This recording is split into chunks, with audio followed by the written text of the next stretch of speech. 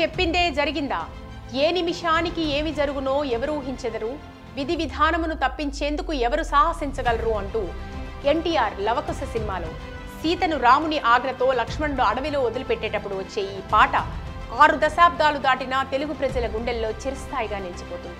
అంటే కర్మ సిద్ధాంతాన్ని తెలియజేస్తూ వర్ణించిన ఈ పాట ప్రతి మానవుడికి వర్తిస్తుంది. ఈ నేపథ్యంలో సరిగ్గా ఈ పాటలో వాక్యాలను గుర్తు చేస్తూ 2 రోజుల క్రితం వరకు సోషల్ మీడియాలో అంతటా వేణుస్వామి వార్తలతో నిండిపోయింది. ఒక స్త్రీ మూలకంగా వీళ్ళ భార్యాభర్తల మధ్యన గొడవలు వచ్చేటువంటి అవకాశం ఉంది.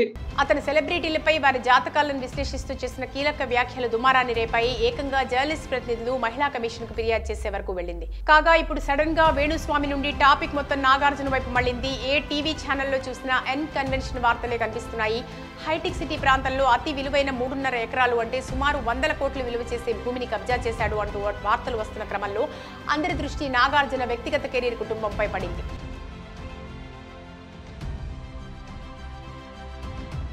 అది ఎంతలా పడిందంటే నాగ చైతన్య శోభిత ధూళిపాళల 2వ వివాహం చేసుకుపోతున్నారు కాబట్టి నాగార్జునకు బ్యాడ్ టైం స్టార్ట్ అయింది అంటూ పలు సోషల్ మీడియా వేదికల్లో కామెంట్స్ వెలువెత్తుతున్నాయి.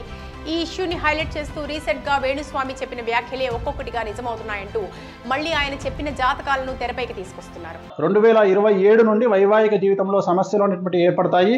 అయితే ఏ ఇష్యూ పైన వేణుస్వామి జాతకాలు చెప్తూ ఇటీవల ఇబ్బందులకు గురయ్యాడో ఆ టాపికే చర్చనీయాంశమైంది. నిజానికి వేణుస్వామి నాగ చైతన్య శోభిత ఎంగేజ్మెంట్ జరిగిన తర్వాత వారిద్దరి జాతకాలు బాగోలేదంటూ ఎంగేజ్మెంట్ కూడా దుర్ముహూర్తంలో జరిగిందని వీడియో రూపంలో ఒక వీడియోని విడుదల చేశారు.